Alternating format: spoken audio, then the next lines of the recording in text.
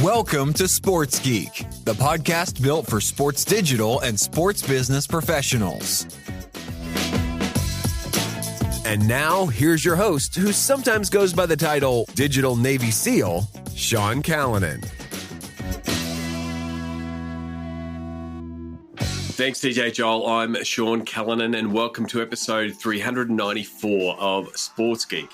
This week, I chat with Reshina Warren from the Women's Tennis Association, also known as the WTA. Don't forget, you can listen to this episode and all episodes at the Sports Geek website, sportsgeekhq.com. You can always reach out to me on socials at Sean Callanan or via email, sean@sportsgeekhq.com. I love hearing from podcast listeners, and I love solving problems with podcast listeners. So if you want advice on fan growth, engagement, digital, sponsorship, that's what we do at Sports Geek. I'd love to help you.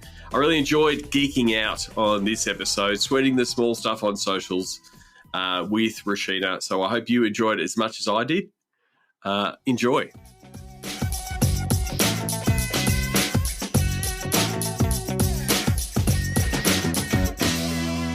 Very happy to welcome Reshina Warren. She's the VP of Marketing and Social at the WTA, the Women's Tennis Association. Reshina, welcome to the podcast.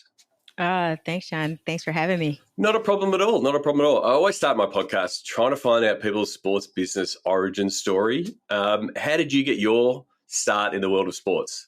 Oh my gosh, it all started in the womb. But no, seriously, I grew up around sports and my entire family played sports.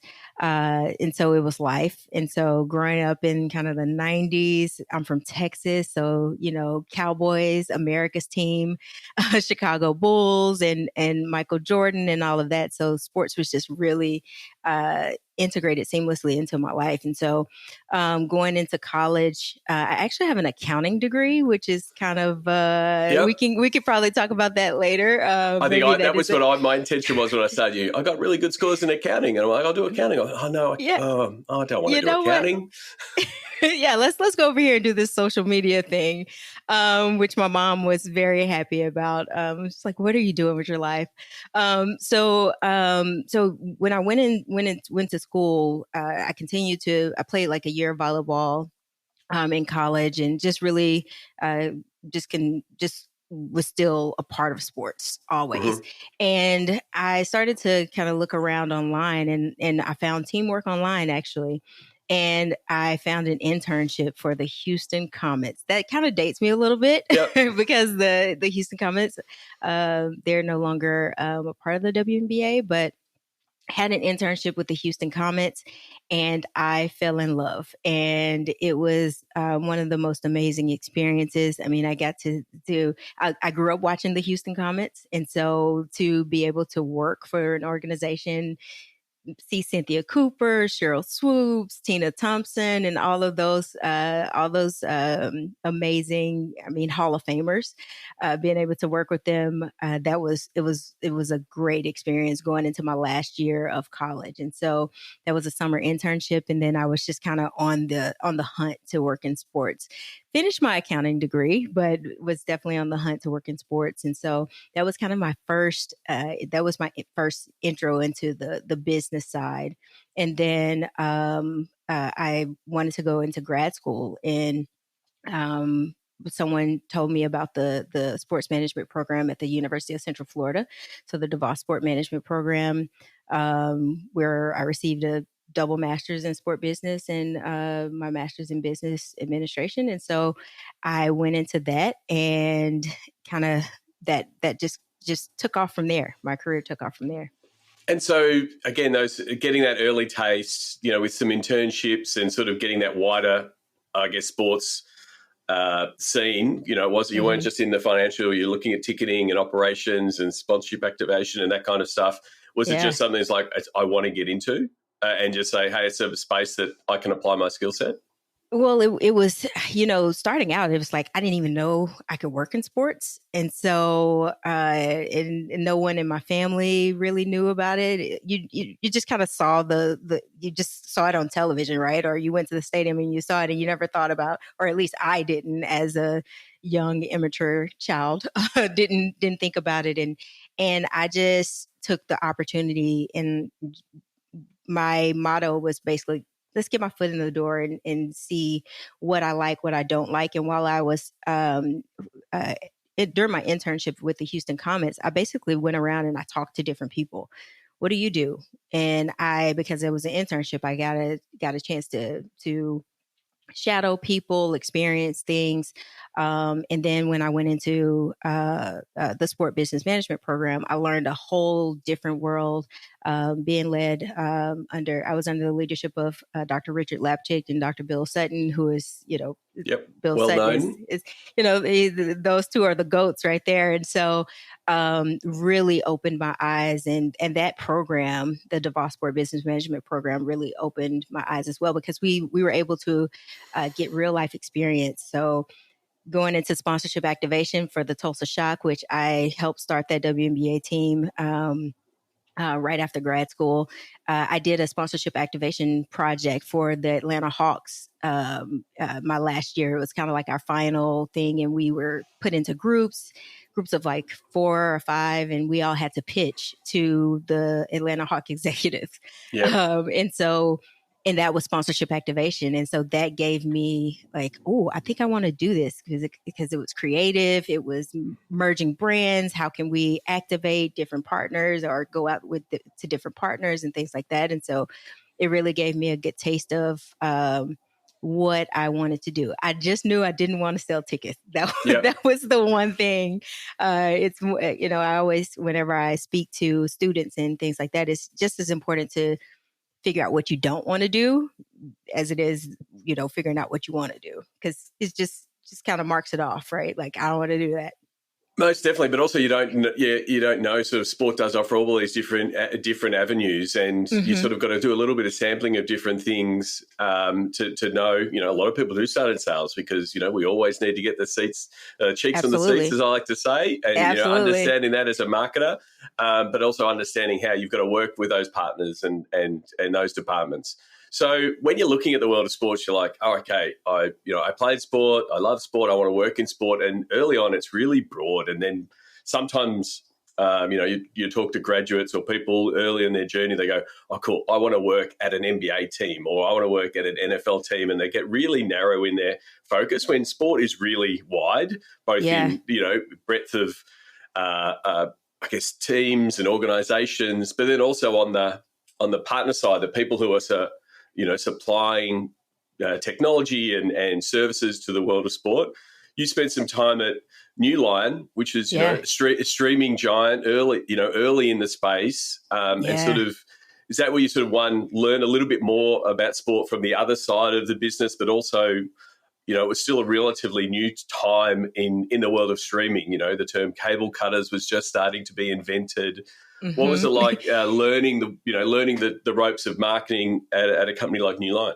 Yeah, it was actually really great. And also, it was a 9-to-5 sports job. So which is very rare, right? Very rare. But, I was looking at all of my friends working. I was like, yeah, I'm going home at 4:30. But it was great. And I didn't realize it at the time that I was really on the cusp of what I was working for a streaming technology. I call it a sports technology firm. Yep. I didn't realize where I was, and that I was working for such a innovative company. They provided the streaming for NHL Network and things like that, and really got into the college athletic space and for streaming games and things. And so that was very eye opening for me. And we developed like some of the first sports apps that came out, and being on that side. So I learned the technical side of sports. I worked really close. Well, even just the technical side of marketing and how closely I work with my developers, learning about the user experiences and how to put together a website that was functional and high functioning for for a user, and I use Google Analytics and all of that to make those decisions, to see where people were clicking and all of that. And so really got to do a deep dive into all of that. And it was for sure a huge foundation of my career, and my marketing journey and social journey, because my boss and I tell him all the time, I'm like, I'm not in this position if you didn't tell me to take paid social seriously. He said, learn it. I need you to learn it. Here are the tools, learn it. He said, that's going to take you far. And the rest is history right there. I completely agree. I mean, you did all your university and you did your MBA, but to be embedded in an organization where you effectively got you got your sports geek on, because you're in there helping design apps and design websites and user flows and that kind of stuff. But then to be integrating that paid piece, which again, in that 2014, 2018 range, Meta was changing everything all the time, which they still do. Yes, but you would have been early on the, hey, what does customer acquisition look like? How can we retarget customers? How can we, pull them along the funnel? Which, when you're in a sports role, whether you're in a content team or it's like an ancillary thing. It's like, oh, and please, can we do this? So to get that skill set, it's a real, really useful tool or skill in your skill set.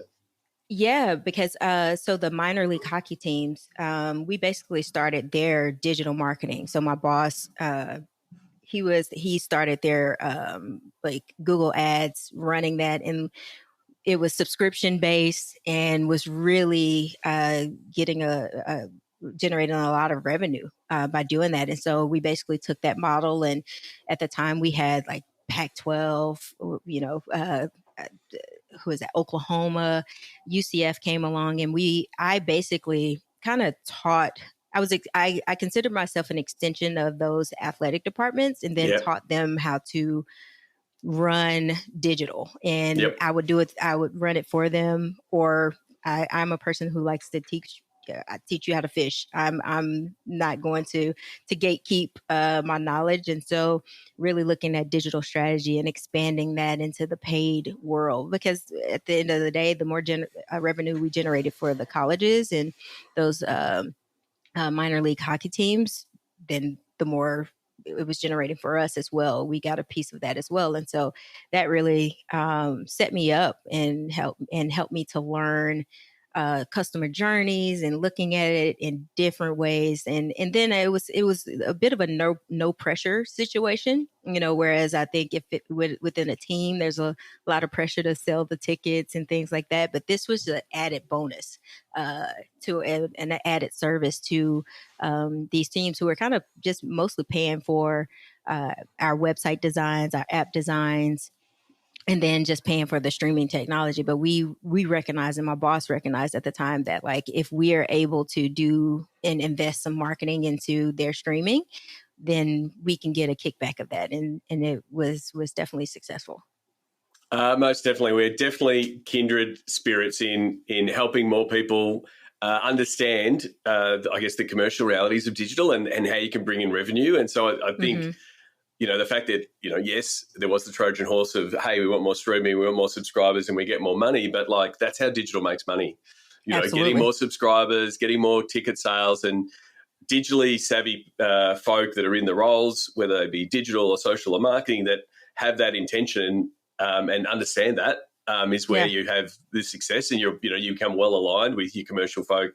Because there's nothing like talking to your CFO and showing how much revenue your team brought in, and it's like you said, it does relieve that pressure.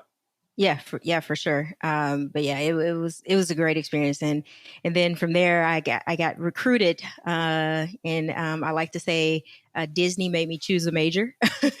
And so I was recruited to run paid social for Walt Disney World Parks and Resorts, which that was a whole other layer of foundation that I was able to build upon with my digital marketing experience. And so working for a company like that, it was really great. And I learned so much. Again, especially when I talk to people who have been in sport and then go to a corporate and vice versa, there is some real differences because of the, Mm-hmm. Disney, arguably the biggest entertainment company in the world, Yeah. very absolute behemoth, but then also, with a laser focus, if you're running social and running paid to get people into the parks, Yeah. that's what you're tracking. So again, like you said, going to Disney University effectively would have been an amazing experience. Yeah, yeah, and from there, I learned a lot more about audience segmentation. Disney is Disney; they're going to make their money, but they're also trying to figure out how to make more money, right? And so, how can we gain new customers? How can we acquire new customers? And so, I was in charge of I was in charge of quite a few segments, but one of my larger segments was just just that brand awareness, targeting people who weren't Disney people or who haven't raised their hand digitally that they're Disney people. So targeting vacation goers and people who like roller coasters and theme parks, so that they can come and experience the Walt Disney World magic. And so I was able to really learn about the different audiences and how to be efficient with the spend that we had. And then I was able to take that into my next job, which was at the United States Tennis Association. Learning what I learned there at Disney definitely played a huge role in audience growth at the USTA. And so, like you said, you went to the USTA, United States Tennis Association. Was it all were you always looking, even though you're in the world of sport, you were sort of, did you feel like you're a bit on the sidelines? You go, I want to get closer to the action. Was that something that you were looking for? I was not. I was happy at Disney. I had, I worked for Walt Disney World during COVID. I was definitely blessed to not be furloughed during that time. So I ran a lot of the organic strategy for Walt Disney World and about 4 other Walt Disney World Parks accounts. And so I was one of, I think it was like 50 or 75 that kind of kept the lights on during that time. And so I was recruited to go to the USDA. I was not looking. I had just gotten promoted. I was like, yes, Disney, I'm here for it. I was going into the parks, getting the Disney ears, and I wasn't quite a Disney adult, but I appreciated what Disney, I appreciated Disney's hustle and how they operated. And I learned a lot just about brand safety and all of that. But a recruiter reached out to me to recruit me to go to be the director of social media content strategy and analytics for the USTA US Open. So I wasn't looking. So that role, USTA, it was obviously based in the US, and all the tournaments related to the for tennis across the US. Like, what did that role entail?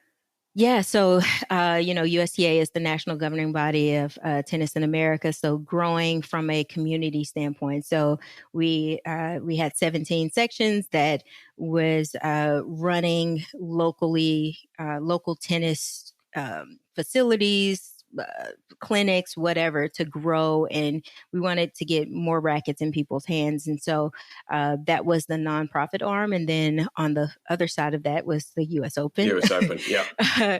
Which, just coming off the US Open, and they just had another record-breaking year. So my team ran social for the USTA, which was the community side, but also for the US Open, which is the pro side. So we're looking at the top tennis players in the world, whereas the USTA looking for me, who's shanking the ball across the street. Yeah. So you have the same thing. I've got friends at Tennis Australia, and people always think, oh, you don't do anything when the Australian Open's on. What do you do for the other 50 weeks of the year? And it's like, yeah, there's a lot of work. There's all these other tournaments. There's all this participation. We don't just work for 2 weeks a year. Right, but it is there's a lot of lead up. Yeah. Yeah, there's a lot of lead up to that. And they're like, well, it should be easy, right? Like, it's just 2 weeks. It's just 3 weeks. And I'm like, actually, no. Like, if we only operated 3 weeks out of the year, we'd neglect our audience. And so my team had an always on social media strategy. So we covered the Australian Open Roland Garros and Wimbledon like it was our own. We didn't have video rights, but we would make do with our rights with the video content that we did have, and then we would cover 1000s and so like Indian Wells, Miami Open, and things like that, and to make sure our audience was informed. And I think that helped in the success and the growth that we were able to see at the U.S. Open and during the U.S. Open. And it is a very collegial sport in that, the Grand Slam, once you start getting on that circuit of tennis, you do get to know all the different Grand Slams, the people who are operating them, and there is a whole new world. And there's a circuit of people that travel around and do the same thing. So I've had a few guests from Tennis Australia and the like that are in that ecosystem. What was it like going into the world of tennis initially? It was different. It was I actually started after the 2021 US Open. So I started in October of 2021. So I actually had a year lead up, which ended up being Serena's last US Open or her last tennis Grand Slam or tennis match ever, at least for right now. And so it was different. I had gone to the U.S. Open before. I watched the Grand Slams. I love tennis because of the Williams sisters, so I really watched them. I didn't really follow tennis like that. And so getting into it, I'm like, wait, what is all of this? What are all these different tournaments? And so just really getting a chance to learn about the different tournaments, what it stands for, points and rankings and all of that, and how it all comes together around these Grand Slams. Then you're layering in the WTA, the ATP. What do we have rights to? Of the players, we really don't have rights to the players. There's no rights. That's one thing that we.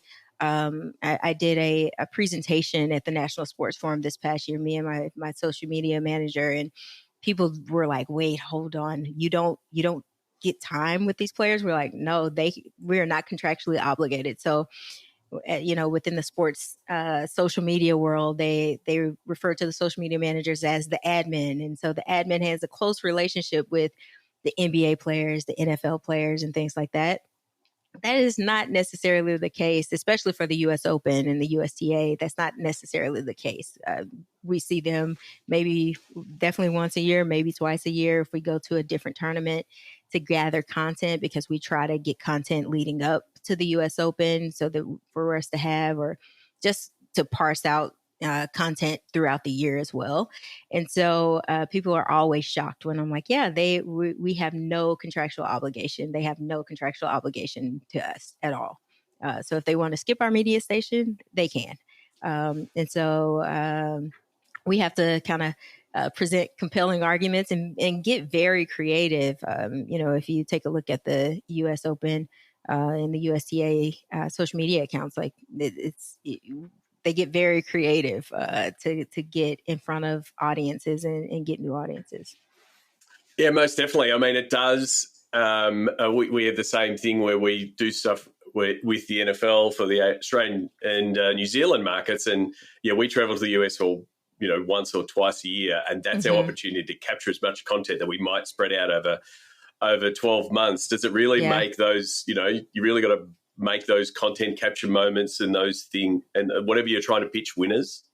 Yeah, and you most of the time you have like 2 to 3 minutes, maybe 5 minutes, and so you have to make it like super quick. So we're trying to we do this now even at the WTA. Like, what's the most impactful that we have? We have 5 minutes with this player. How can we maximize this? We are running through, we're doing like mock run throughs to make sure that everything flows together, that the instructions aren't intense or complicated. We want to try to make it as seamless as possible to get them in and out. Yeah, and you also want to have a pleasant and a fun experience for the player. Like, you want to go, I love doing stuff for the US Open, or like you now in the WTA. The only other thing I wanted to ask about tennis, especially coming from your Disney background and audiences, is and you've done previous sport with the WNBA. tennis fans don't have a team. They're not barracking for No. a team and have that, but they're following players, which is where a lot of sports going. In the NBA, people are following the player. And so how, when you went into that, you've got that fandom and how that's, I guess, different to traditional, I guess, stick a ball and team sport. But then you've also got this other part of the event goer, and I follow tennis. Oh, no, I just go to the tennis. So you've got all these different audiences you've got to play with, which is great for a marketer, but then also you've got to set down a strategy to go, who am I doing this for? How do you unpack that piece in for tennis? It's a lot of testing and learning. You'd be surprised. Some of the top tennis players may not perform well on social, and so we have to, the thing is you have to try to paint it in, I call it painting outside the lines. Yeah. And so putting tennis with trends and sounds and making it as relevant as possible. I'm all about memes and GIFs and GIFs. I'm not sure how we say it's it GIFs. these days. We'll just delete the fact GIFs. You said it incorrectly. That's fine. Hey, I'm here to appeal to the audiences. So no, I don't want any GIF listeners. Sorry, if you're a GIF listener, stop listening. Yeah, so I'm all for that, and I empower my team to let's think outside the box. How can we make this clip relevant to somebody who doesn't even watch tennis? How do we make this saying, I love post-match press. I feel like you learn so much about a person and about these players in their post-match press.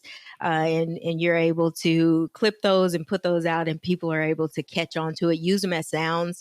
I know last year, Coco Gauff, she said, "I want to thank my haters." The amount of people who use that sound to go into to talk about their own personal or put out their own personal content, that's what we want. Yeah. We want you to use Coco Gauff's quote to relate it to your personal life or whatever that is. And so it's definitely a strategy. So, when you're going into events like the US Open, targeting and running paid ads for that. So you're looking for, like you said, the event goer, somebody who has a bucket list. But then you're looking at the true tennis fans and how you appeal to them. And so you're creating content for all of that. And for social, you kind of have this one opportunity, right, to create that. For paid ads and things like that, you can target.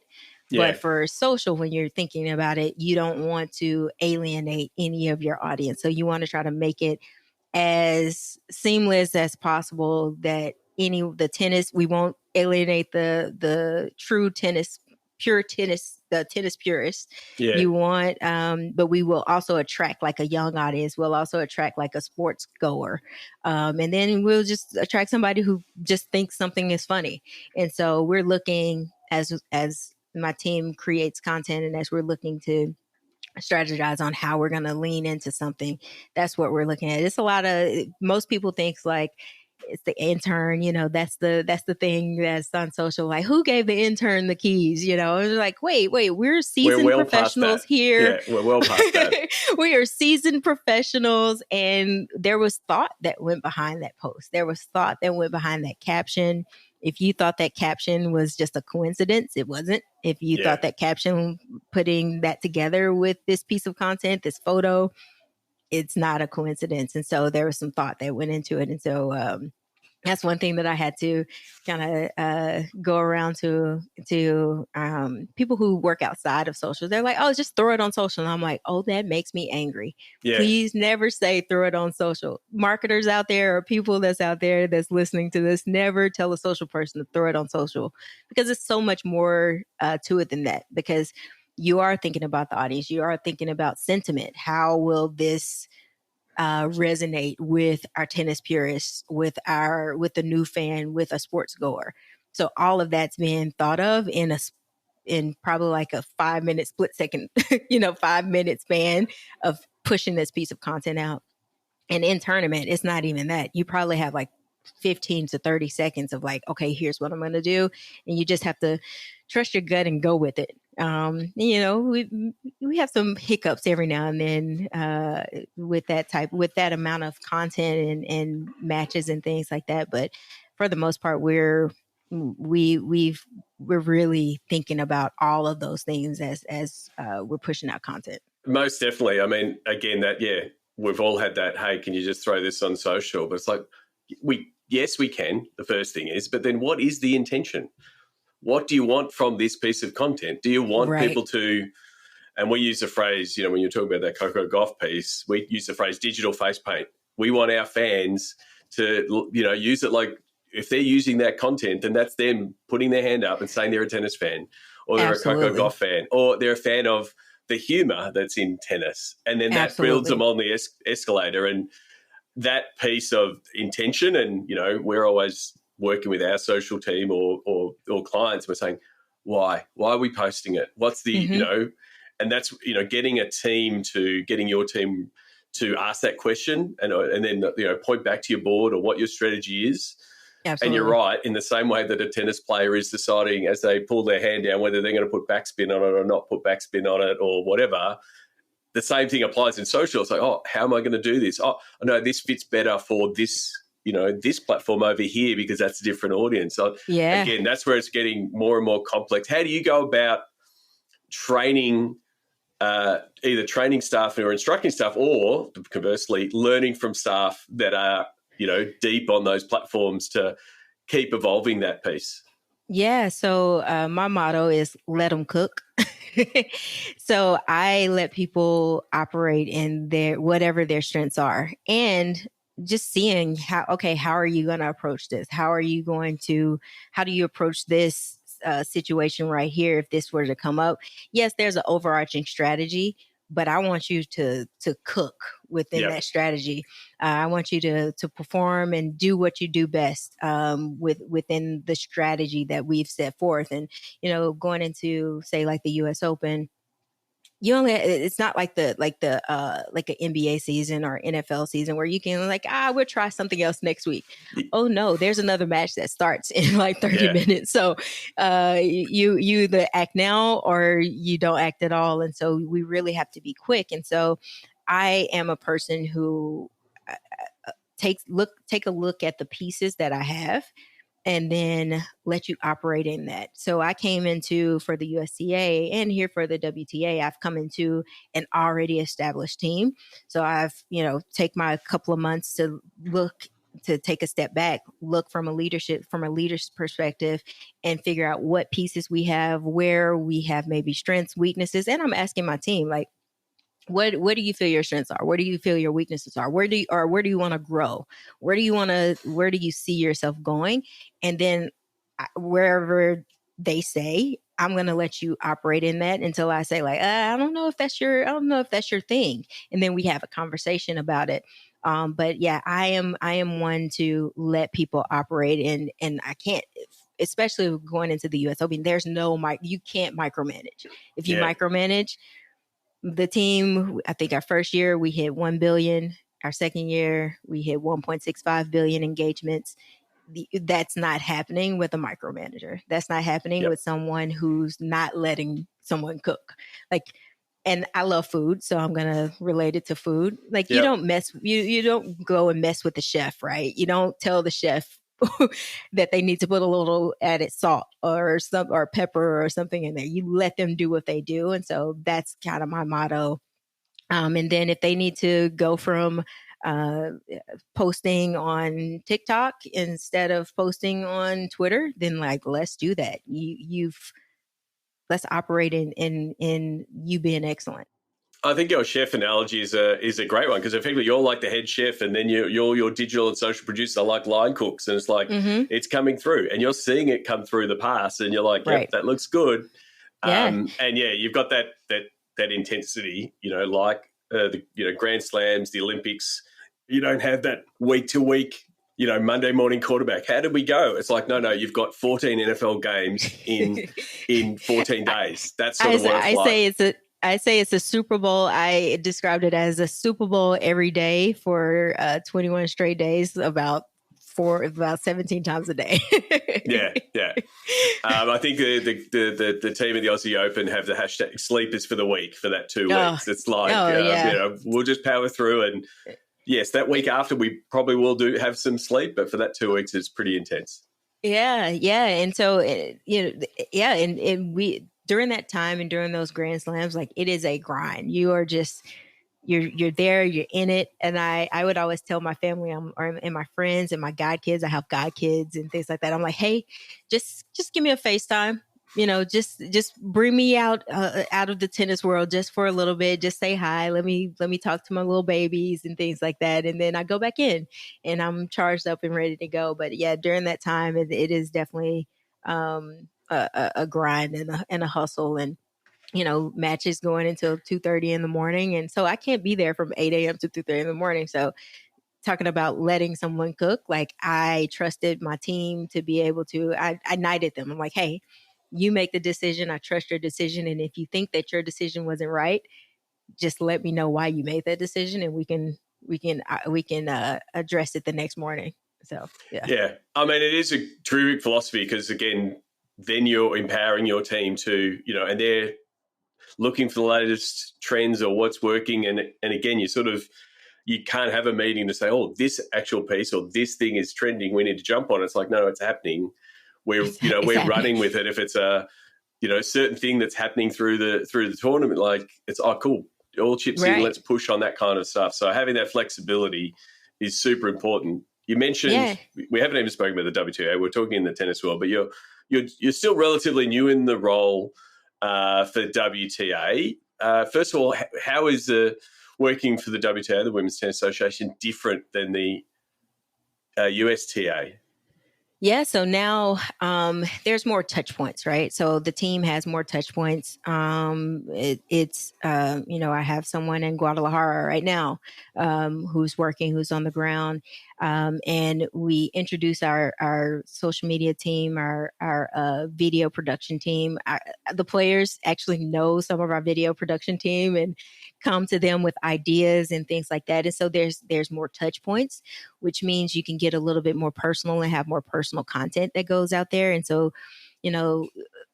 women's tennis has been at the forefront of all of the movements, equal prize money. I think this past year, or at the end of 2023, tennis players were the highest paid women in sports. And so been at the forefront. And so one thing that we want to do as the Women's Tennis Association is to really expand their brands outside of the tennis court. And like, who are these people? Because I think, with the NBA, WNBA, there's a little bit more, you can get a little bit more personality and that comes through content and things like that. Because if they lose, they've played a full game and they have a game the next day or within the next 2 days. Whereas with a tennis player, a top player could possibly lose in the first round and then you don't hear from them until the next tournament. And so that could be like 2 or 3 weeks. And so we're trying to connect the tennis players and our athletes and to just the common person's interest. So Vika, she loves horseback riding. So we just put out a horse. We took her to a stable for her to go horseback riding, and we did some content pieces there. We took one athlete to a museum, an art museum, because she loves art, and she talked about her love for art and things like that. And so we want to connect the fans and grow that fan and grow that audience around these players outside of just like their match results, because they are way more than their match results. They have interest, and we want to know and hear about it, and they want to tell it. And so we want to give them that platform, and that's one of the things that we're doing from a marketing and social standpoint to really push them forward as not only athletes but just women in general. I mean, it is very much following what you would sort of apply if you said, oh, here's an athlete strategy, they want, fans want to know that their favorite player is watching the same TV show as them or has a similar interest to them. And then that becomes Absolutely. something that, deepens their ties to go, I'm going to follow, that player. But then now I'll start following their tennis because they are also doing it. So it's a Yeah. piece that some sports have a hard time like getting into their personal lives or telling the personal stories of the athlete because it's sort of Hmm. their brand. But because you've Yeah. got these individual players and a lot of them, but Hmm. that you can tell some of these stories, and you would have players that say, "Hey, I want my story to be told. I want to have it, build a fan base for themselves." Absolutely. Any type of personal nuggets we can pull out. And then learning their interests, we are able to then create custom content around them, right? So Coco Golf won the US Open last year, and she mentioned she loved anime. So her championship graphic, we turned her into her favorite anime character, and Yeah, she loved it. Fans were like, "Why would you do this?" And she's like, she shared it to her story. She's like, "I love this," because we heard them, and we understand that there's a layer to her. Like she said, she was watching anime in between her matches. So like, let's lean into that. Daniil Medvedev, he loves gaming. He's actually started to invest in gaming. So we did one of his celebrations, for had that illustrated as a graphic for like his birthday or something like that. And so those little touch points, it may seem small to people, but for them, they're like, oh, they heard me, they've paid attention to me. I'm not just like this person that hits the ball and wins games and sells tickets, yeah. but they've heard me, and they're trying to cater to me. So that's what we want to do. We want to break that ice to make sure that we uh, show them that we care about their personal interests, and we want them to gain more fans through those personal interests. I mean, I use this phrase on the podcast a lot. Steal with pride. When you're looking at another sports or entertainment brand, you go, "Well, I really like that. How can we adapt it?" And I saw you post a nod to the WNBA with your off-court fit series of the tunnel and sort of showing off Yeah. the players. I mean, how did that process? How did you go? Oh, we like that idea. How did you get to that process of, oh, we want to do our version of that? Like, did that idea come from you looking at your social? Did it come from someone in your team? Like, how do those type of things work in your team? Yeah, so it actually came. So we actually I have two marketing managers that report into me. So one that's over player marketing, and this one that's over tournament marketing. And so during our first one-on-one, she said, I want to do some cool things. I love what the WNBA is doing with tunnel fits. I was like, yes, let's do it. That's been my one thing, because now we have all these tournaments that we're able to have touch points to, and bring in people, or create content with the players. And so we were like on the same page and didn't know it. And so she took it, she ran with it. We hired, she was able to get a local photographer in Toronto to do it, a local photographer in Cincinnati to do it, and then we just kind of had fun with it. And I wanted to make sure that I posted it on LinkedIn, but just to give that nod to the W, because they've definitely upped the game, and the players, they really loved it. So the first go round, we had players actually come back to this. What player actually comes back on media day for a second day to redo something and redo a piece of content? And so that excitement, we knew that with that excitement, we knew we were going into the right direction. And so we're looking to, we have some things cooking, just to stay with that reference. We have some things cooking that we're excited to potentially do for 2025 for it. So excited about it. Terrific. And again, because it is, tennis, both internally, is it in everyone's looking, that's what's happening over in Wimbledon. How, like, there's that piece, but then also looking at other sports and, what's also connecting with your market is a great way. And that adapting, how do we do our version of it, both the logistics of it, but then also what's our twist, what's it going to work for? And then the fact that you're getting the players on board is is the end goal every time. Yeah, it's the end goal. And I will say the one difficult thing, that's difficult for us is that like every venue is different. So you have to find a space, and then you also have all of the rights holders who want to be a part of media day. So we have to make it a natural part of the media day stop. And so there's a lot from a logistics standpoint to make it work, which makes it a little, it's a nice little challenge for us. But we're making it work, and we're hoping that it really takes off in 2025. Yeah, but I think that's the bit that I love doing. Yes, that's the idea, but there's all, like we said before, there's all these steps that are part of the idea that have to be done. And that's just as important to learn all of those logistics and hurdles, and if it's jostling on a red carpet and how much space you need, all of those things that your content capture people and social people and your digital producers need to realize that it's not just we'll get a spot or a camera in here. It's all those pieces that go into that 35-second video that ends up going out, and people go, "Well done, social team. What'd you do? Just pull out your phone and capture that?" It's like, no, we just threw it up there. Just threw it up there. Threw it together. Wanted to sort of go back to your focus with New Line and Disney and that commercial and partner. How do you work in the WTA in sponsored integrations and those kind of things that you potentially either planning or ask? How do you and your team work with your commercial partners and your commercial team to deliver results from a digital point of view? Yeah. So, just speaking from what's happening, what's happened prior to me coming. So we have social media series that are out there that the team has come up with for our partners. But right now I'm kind of in the process of putting together a list of all of the things within digital that can be sponsored.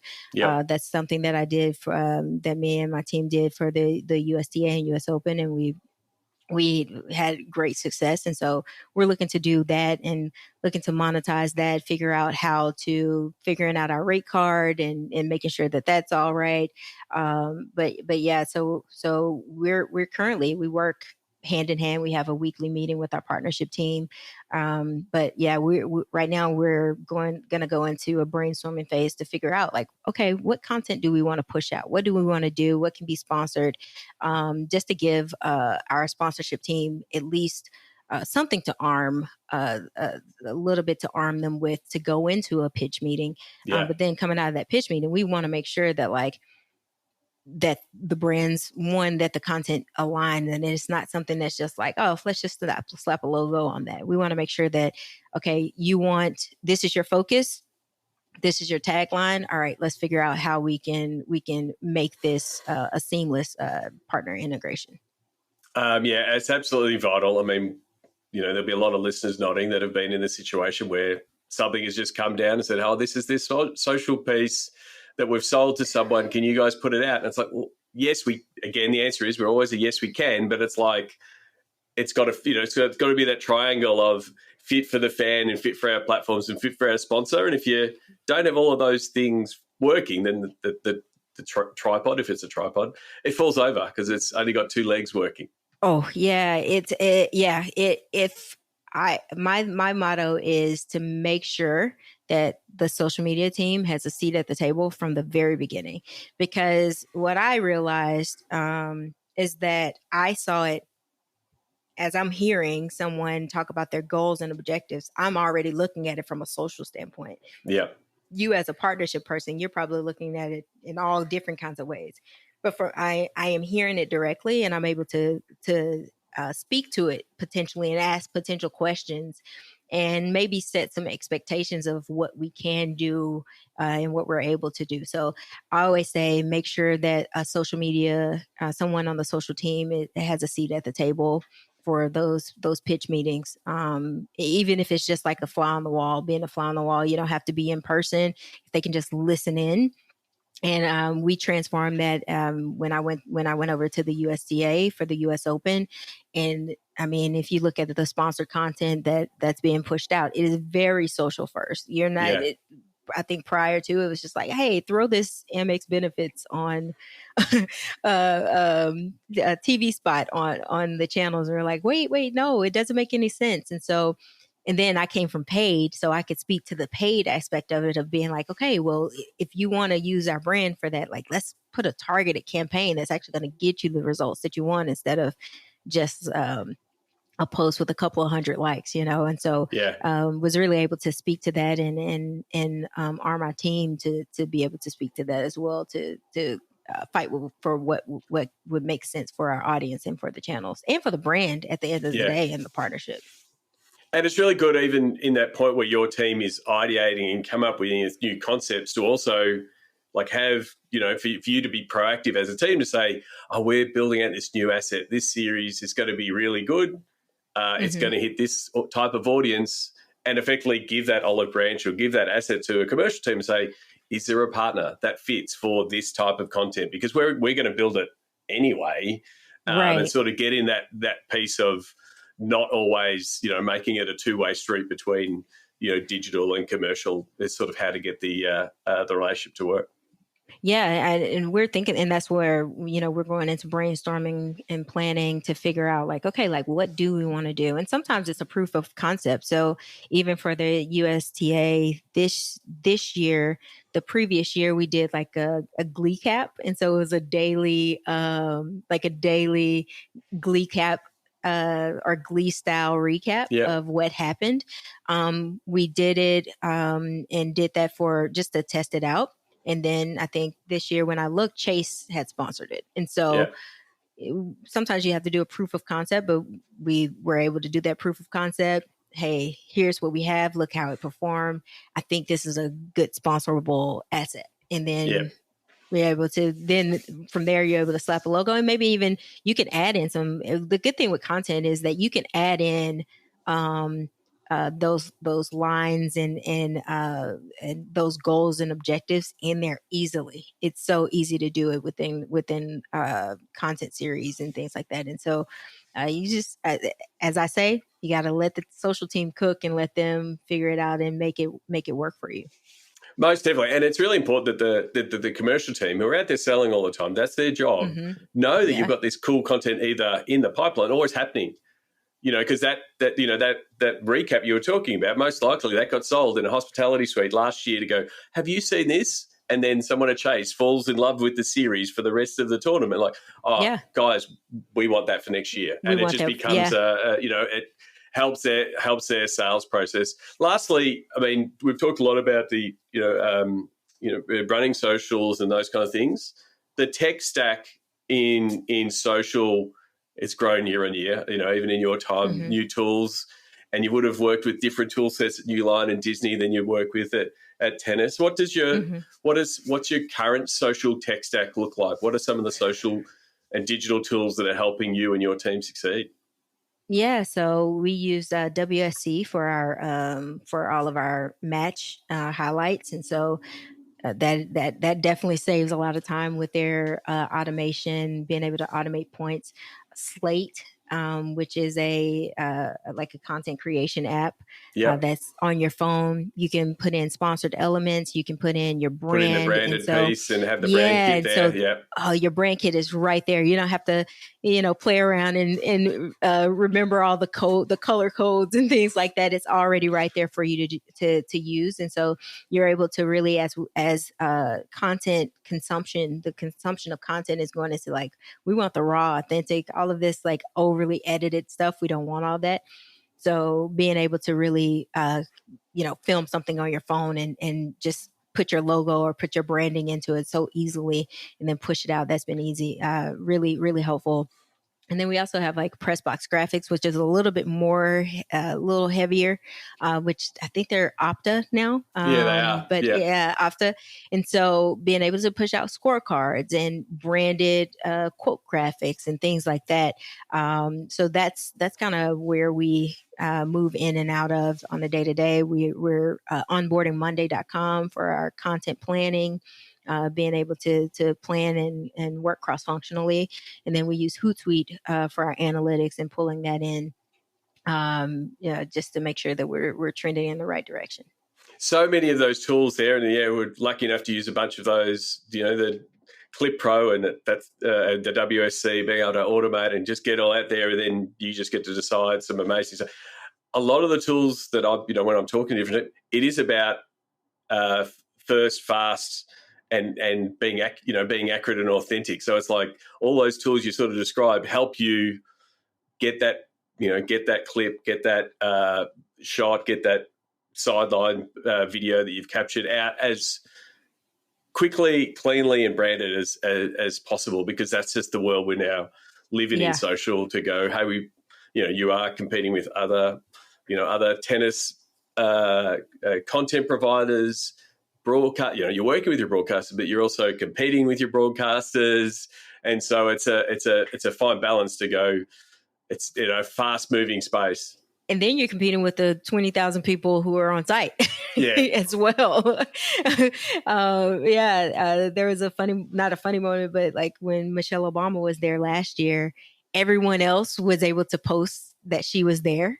And we were waiting for the approvals to post that she was there. And so we were like, we're an hour behind. Come on. But, and so, but yeah, there's so much competition, especially within the algorithm with everybody's a content creator. Right. And so even leaning into that and doing UGC and all of that, like we want to be quick to post, but sometimes the casual fan will beat us to it.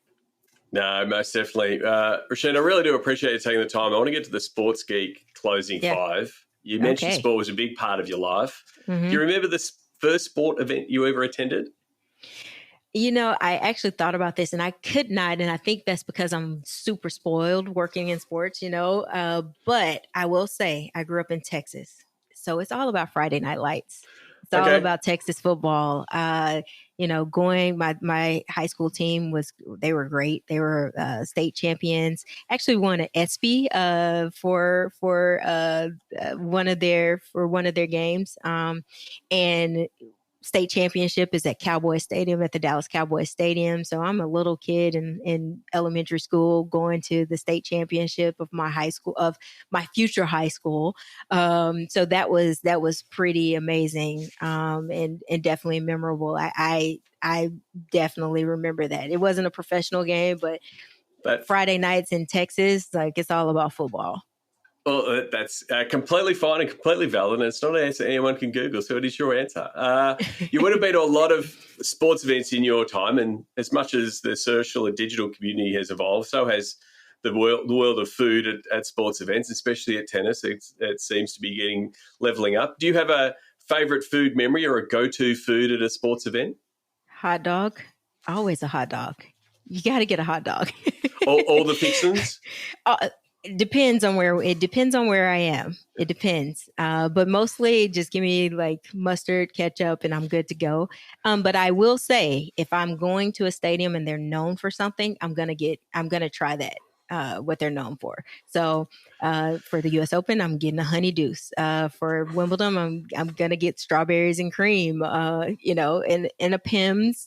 So I try to fit in with the culture and with their team culture as much as I can, but always a hot dog. Yeah, the honey deuce is a phenomenon. Like I'm talking about something that generates content. The amount of Instagram shots of people showing off their honey juice, and even also I think I saw Serena Williams showing it off, and like her name's on the cup just a few times. Just casually, right? I don't even think she realized it was just a flex, just a flex. a very odd, like just subtle flex right there. What's the first app you open in the morning? I am a woman of faith, so it's the Bible app. But I do have half of my team works in the UK, so sometimes when I'm waking up, there's like chaos going on. But I try my best to open up that Bible app first to ground me for the day. Not a problem. Is there someone that the podcast listeners should give a follow? It might be someone you follow on social, or an author, or a colleague that they should check out.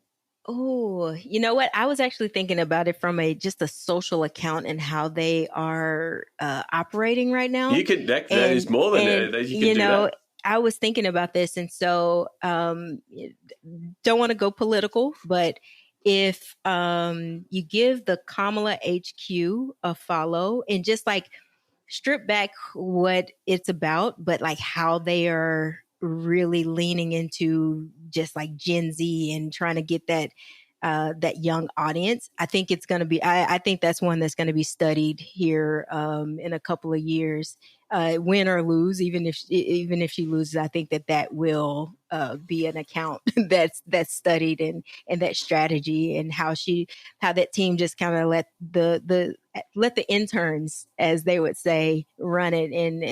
And I look at it sometimes and I'm like, oh wow, funny but educational all in the same. Well, it is. I mean, like we've sort of talked about before, learning from other industries, sport is constantly saying we want to tackle and talk to the young fan. And what you're talking about there is they're going, well, these are social platforms that are dominated by younger voters. Yep. We need to talk to younger voters as younger voters want to be talked to. Mm-hmm. A 50 a post for a 50-year-old is not going to work for someone who's 22. Right. And so, like, it's a big leap for political, parties and that to go, we're going to lean into that. So we know from the world of sport, the barriers we had to break down to go, we want to put a joke on this platform. And, this sport is very serious, but this actually cuts through that audience. Mm-hmm.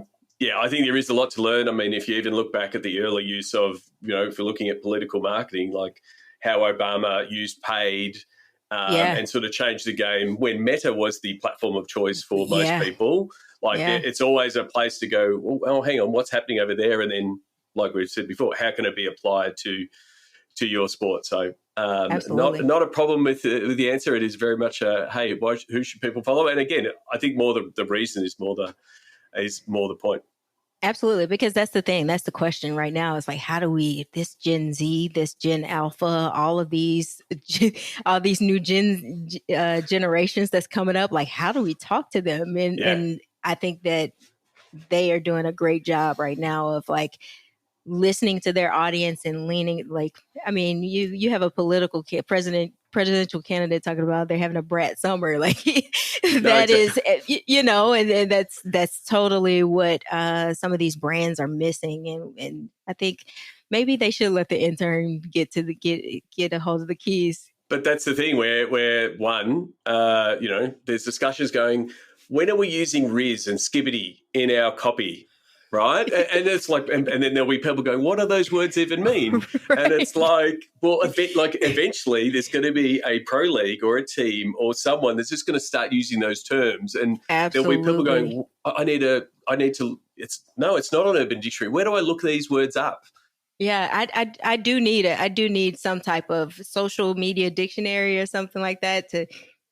Yeah, because I hear like it's lit. That's not a thing anymore. You can't say that. So I need to upgrade. Exactly. So it is a funny one. And the last one, I always ask this both from a organisation point of view and then also from a personal point of view. What social media platform is your MVP? So you can answer as yourself and then also as the WTA. For myself, I love TikTok right now. I go down a lot of rabbit holes on TikTok. Mm-hmm. And for the WTA, from a brand standpoint, I think TikTok as well, because you can kind of let loose a little bit. That's where, I also follow Duolingo. Duolingo is one of my favorite accounts. And so you're able to really add a little razzle dazzle to your content and who you are, and get a totally different strategy from your other platforms. And so I would say that's my personal MVP and my brand MVP right now for the moment.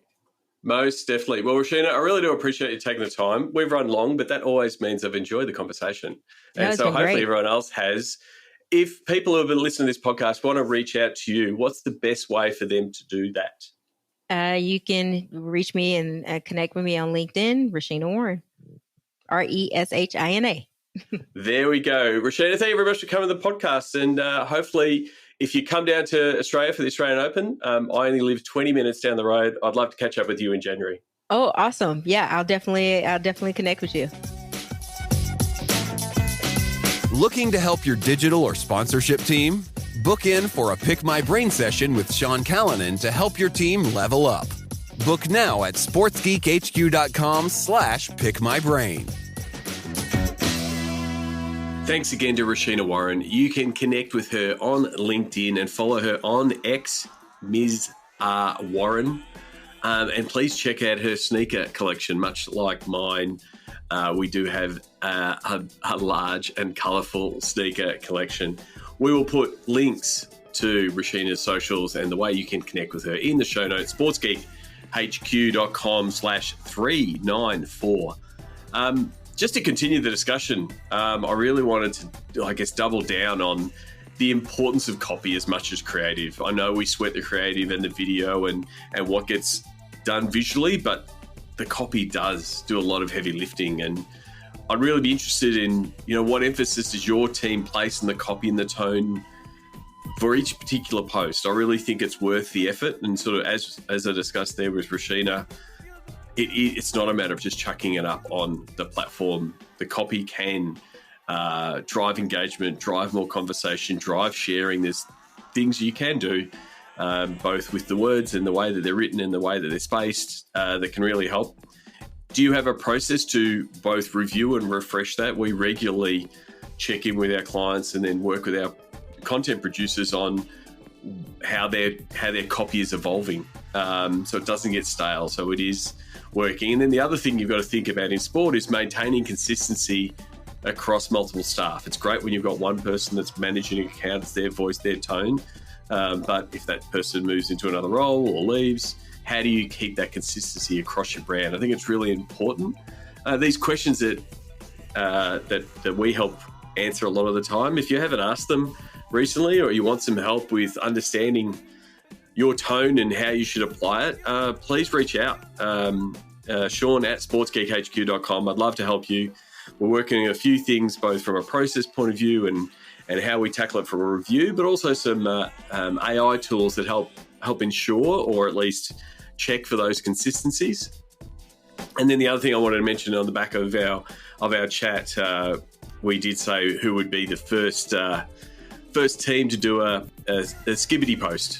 And literally a few days later on TikTok, I saw Mercedes F1 do one from Baku. Have a listen to George Russell. Welcome to Skibbity Toilet Baku, my dudes. I'll put a link to that TikTok. And yes, if you're doing new posts, let us know. Send them in. Tag me at Sean Callanan. And speaking of F1, I'm recording this soon after the Singapore Grand Prix, and it appears that Daniel Ricciardo is no longer with RB. And I'm a massive fan of Daniel Ricciardo, but I really want to look at it from a point of view of what he has brung to the sport. And Drive to Survive has been a big driver in the success of Formula One that it is today. And Danny Ric was very much a main character. He's one of the big reasons for the success of that documentary, and also now the success of the sport. And so for mine, it really highlights that, yes, formats matter, and the structure and the way you do storytelling matters, but it doesn't matter as much as finding the personalities and the people and telling those stories inside the sport. So, we've seen Drive to Survive go very successful, and we've seen other sports try to duplicate that same success, but they haven't found, in their case, their Danny Ric, someone that is completely authentic and brings people into the sport. I was lucky enough to meet and interview Danny Ric in Las Vegas early this year at the Super Bowl when they had their livery launch. We did a short video with him and Yuki. We were waiting to do it inside, and then we had to move outside because all the public were starting to move in and they were going to reveal all the colours. So we were standing out in the cold of a Las Vegas night, a February night, with no light. So we had 6 people holding up iPhones to get enough light for us to record these videos for the NFL. And both Yuki and Danny were absolutely freezing cold, but troopers that they were, delivered, gave us great content, gave us great answers, and did it with a smile. So thank you, Danny Ric, as an Australian sports fan, but also as someone that wants to see sports succeed in driving more and showing that content can drive fandom. And Daniel Ricciardo and Drive to Survive has completely proven that. And all the best for whatever he does in the future. Until next episode, my name is Sean Callanan, and you've been listening to Sports Geek. Do you get Sports Geek news? Sean Callanan analyzes the latest sports business articles for you weekly. Sign up at sportsgeekhq.com. Want to help drive more revenue from your digital efforts? Book a time for a call. Go to sportsgeekhq.com/phone call.